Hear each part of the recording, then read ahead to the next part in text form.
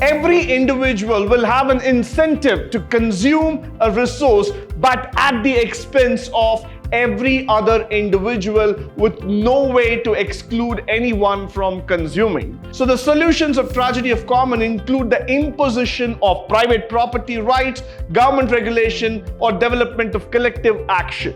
Put it differently, all consumers are rivals competing against each other because they want to take over the unit of the good.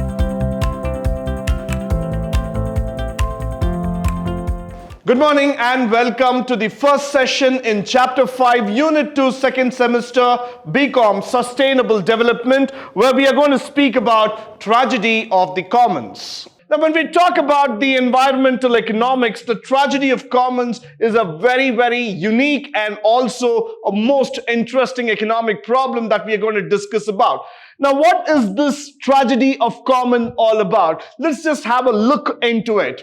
Now, economically, when we speak, every individual will have an incentive to consume a resource, but at the expense of every other individual, with no way to exclude anyone from consuming. Now, when we talk about the law of jungle, we always say this word, the fittest of survival. Now, like exactly when you come back to the economics problem, at the cost of one, the other person consumes. And that's where the tragedy of common error starts erupting in economics. Now, why does this error happen? Is it something that we have to always go through this error? Can't there be a solution to it? And that's what we are going to look here. Initially, it was formulated by asking what would happen if every shepherd, acting in their own self-interest, allowed their flock to graze in the common field. So what does it happen exactly? Just look into it. The tragedy of common is a problem economics that when individuals neglect the well-being of a society in pursuit of the personal gain. Now, the common factor in our universe is that I want to be good. I want to be rich. I want to be a person who has fame, who has name, who has every personal gain as far as possible. But at what cost? At the cost of others. I do not care about the society. I do not care about the environment. I do not care about the people who did not have food. I do not care about those people who do not even have the access to basic needs. I only worry about myself. I want to be rich. I want to prove in this world that I'm unique. I want my name to be around every single corner of this globe. But this does not actually fit into the society. This does not fit the bill. Why? Because this leads to the overconsumption and ultimately depletion of common resource where everybody has got a right. When one person becomes rich and richer, the other person becomes poor. The gap between the poor and rich keeps on increasing. And at one fine morning, when you start looking into this picture, you'll come back and tell me that definitely the rich have got richer and they continue to be on that track. But what about those people who are still poor, who are still not able to afford their basic needs? The reason for this is that the rich person is also consuming the food, consuming the rights of that poor person. So tragically, when we start speaking about this, you will try to understand the factor very clearly that the basis of growth is happening by sacrificing somebody else's need, and this should not happen. That's where the tragedy of commons comes into picture. So it is very, very evident in economics that one has to understand growth is an inclusive. You need to include everybody. You cannot be an exclusive growth person altogether. That personality will not be counted in the society. Now, the other thing is that, let's look into a model. Now, for example, the tragedy of commons to occur, a resource must be scarce, rivalrous in consumption, and non-excludable. Now, this word, I like it very much, non-excludable. Why? Because you cannot say that certain things are specific. You cannot say that certain things are unique. You cannot say that this only belongs to me. Now, let's not go into that picture at all. I want a system which will be able to make me rich and richer every day. I want everybody to become a part of the story. I don't want anything to be specific, unique. I want this to be for every single man in this universe, made available. So the solutions of tragedy of common include the imposition of private property rights, government regulation, or development of collective action. Certain governments are so rich that they can afford paying their citizens money even if they don't go to work. Certain governments are so rich that they can even waive off all the loans. Certain governments are so rich that they can take care of the pensions and other factors so easily. But then there are still governments in this world who cannot even afford giving a basic health care to their citizens. Why is this happening in this world? It is because of the factor that certain people are gaining at the cost of others. That should not happen. That's where the tragedy of commons comes into picture. You cannot make yourself exclusive in this world. Include yourself in each and every problem. See that every common man is able to get what he really deserves. That's where you will be able to solve the tragedy of commons. This is very, very important. Each one of us, please understand this factor very clearly. When you start accumulating property in your name, when you start accumulating wealth, you forget that that wealth can also be given to the needy and poor. Now, we all know that the war that is going on in Ukraine and Russia. But how many of us can really go ahead and help those poor and needy and innocent people who have been a part of this war? Now, we all think that at the cost of two countries fighting, the other countries will now try to gather the resources, would like to make an advantage, would like to make a gain in that situation. And that should not happen. That's where environmental economics comes back to picture and says that we cannot afford doing that. We cannot afford ignoring people. We want to include people in the growth. We want every single person on this earth to get the benefit of everything as far as possible. Now, the next thing is that the tragedy of common theory postulates says that individuals tend to exploit shared resources such as the demand greatly outweighs the supply. That's a very important factor we are going to talk about, and subsequently resource becomes unavailable for the whole. Now, we all know that certain resources are common for all. Now, let's take water. But then what do we do is that we make that water, that essential element, so precious that only few can afford. We make that water so precious that certain people are completely deprived out of it. Certain people have to starve their entire life to get a sight of this water. Why is this happening? Because we believe that that common property becomes a private property when we start getting into a collective agreement on that. That private property becomes a resource to such a great extent at one point of time that property becomes priceless. You can't add a tag to it. That's exactly where the tragedy of commons happen. 99% of the time, please think, why is that the common resources like land, water, food is becoming so very expensive in this world? What is that is happening around these factors altogether? Are we making it deliberately, or are we trying to create a situation and tell people that going forward, it's only the fittest can survive? Mother Nature gave each and everything to us so that everybody can divide and equally share. We can feel the effect of it.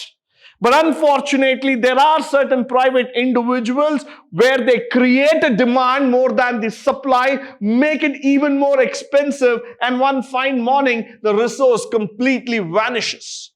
So that would not be accepted, that cannot be adjusted also, and that cannot be taken as a part of the system. Now, the theory accuracy is subject of common debate to the economists, and they believe that this has got a highly limited in terms of its application. Though yes, there might be situations where it becomes very difficult to prove, and sometimes it even becomes so complicated that how do I get out of this situation and find some solution to it? But then, this problem which has been faced by the economist has been going on for many years, and we are trying to find out some solution for the tragedy of commons. Now the next one, Garrett Haddon an evolutionary biologist by education, wrote a very popular scientific paper which was titled The Tragedy of Commons, which was published in the year 1968 in a peer-reviewed journal called as the Journal of Science. And the paper addressed the growing concern of overpopulation, Harden using an example of sheep grazing land, taking from the early English economist William Foster Lloyd, describing it as the adverse effects of overpopulation. Now, the word overpopulation might simply sound as just an English word, but just think about the economic effect of it. When you talk about India with about 135 crore population, overlooking quite close to that about 150 crore, and when you talk about China with 157 crore population, these numbers are really terrifying. Why? Because as the population grows in a country, we don't have resource to satisfy that growing population. Today, when you talk about land, water, or any other kind of common resources like food, we don't have it. You cannot keep on increasing the natural resource with the rate at which the population grows. During the time of independence in 1947, when we were hardly about 40 to 42 crores, we have grown almost 3.5 times today. We are talking about a population of 135 to 138 crores in India.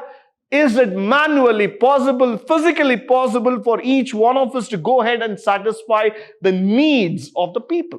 And that becomes a very big question. And that's why I say overpopulation is the biggest challenge that the world is facing today. There are certain countries in the world, if I'm going to talk about Finland, Norway, or Denmark, or probably Sweden, or some other Norwegian countries, or Scandinavian countries where the population is very low, like Iceland. Now, those countries are blessed with natural resources. Why? Because the population is very less, so the amount of exhaustibility of those resources are also lesser. No doubt about it. But this is not being applicable everywhere. Whereas in other countries like UK, US, India, China, Japan, the population is pretty high. So what happens here is that the tragedy of commons tend to happen in that zones, which will further lead to the depletion of resources. So we have to be cautious, extra cautious about this word called as overpopulation. Moving further, we are also going to talk about this tragedy of commons in a very simple way. In Lloyd's example, grazing lands are held as private property. We'll see the use of limited prudence of the landholder in order to preserve the value of the land and health of the herd. Grazing lands held in common will become oversaturated with livestock because the food the animals consume is shared among all the sheep herds that's been available there. So now what happens when the land becomes a private property? Now for the shepherds or the sheep who are going to go in search of food for grazing, that becomes limited, and over a period of time what happens is that the question of survival starts coming into picture. Now that's exactly where we are heading into. So sometime down the lane, please start thinking about it. We are not blessed with abundance. We are always blessed in short. There is always a demand that is unquestioned, remain completely unsatisfied. We are not able to go ahead and satisfy the demand. The demand gap is still available and applicable at all levels. So somewhere down the lane, we have to go ahead and we have to bridge this gap so that we are able to make a better sense to ourselves. Now, in economics, the tragedy of commons may occur when an economic good is both rebellious in compensation and that of non-excludable, as we have spoken. And these goods are in the common pooled resources good as opposed to that of the private goods factors. So the more we talk about the commonality, the more we talk about sharing, that's where the tragedy of commons comes into picture. For this cow, the grass is common. But for them, when you start talking at a macro level picture, this land does not belong to them. The land is held by somebody. So what happens for them? The food becomes a shortage factor altogether. Now that's quite interesting factor to see. As you start squeezing the resources, people get completely into trouble. And that's where the alarm bell rings, and we have to start thinking about how we can make the judicious use of resources available. Now, the other thing is that a rival good means that only one person can consume, which is very important, and it cannot be shared like watching a TV or mobile kind of thing. And when someone consumes a unit of good, that unit is no longer available. Now, let's say that there is a precious or very healthy food that's available in a particular part of this universe, but that cannot be consumed by all because the price that you have to afford is quite expensive. It's quite high. So what happens is that the rich person who's able to afford that food goes ahead and consumes it for his longevity. But what happens to that poor person who cannot? Why? Because two reasons. One, he is not able to afford, and two, that food is not available anymore. Already a person has consumed it. So that's exactly this rival good factor comes into picture. One, we talk about availability, and two, we talk about affordability. If these two factors are challenging for a common man, at the end of the day, we will not be able to get the goods that we want. Now, put it differently, all consumers are rivals competing against each other because they want to take over the unit of the good. They don't want to give it to anybody else. And this order of tragedy is to occur must also be scarce. And what happens here is that because of this kind of consumption, you don't get a uniform distribution of goods available across. And sometime down the lane, you would start thinking it very, very clearly that the total stock will start subtracting and it will be held in only very few people's hands. So at the end of the day, you will start thinking that it's only those few people who turn out to become the monopolist there. So the market turns out to become complete monopoly and people feel that this is the time we are stuck. So that should not happen. We want an open and a free market where every goods are available with everyone. Now, a good that is non-excludable means that individual consumers are unable to prevent it from the others consuming the good. So this is also a very big challenging case. Why? Because you cannot stop a person from consuming because he has the affordability and availability. He has the time, money and energy to go ahead and take it away. And that's what he does. It's a combination of properties, common pool, scarce, rivalry in consumption, non-excludability, all those things sets it across by which the tragedy of commons also comes into picture. So this is very, very important for all of us to understand and take it forward.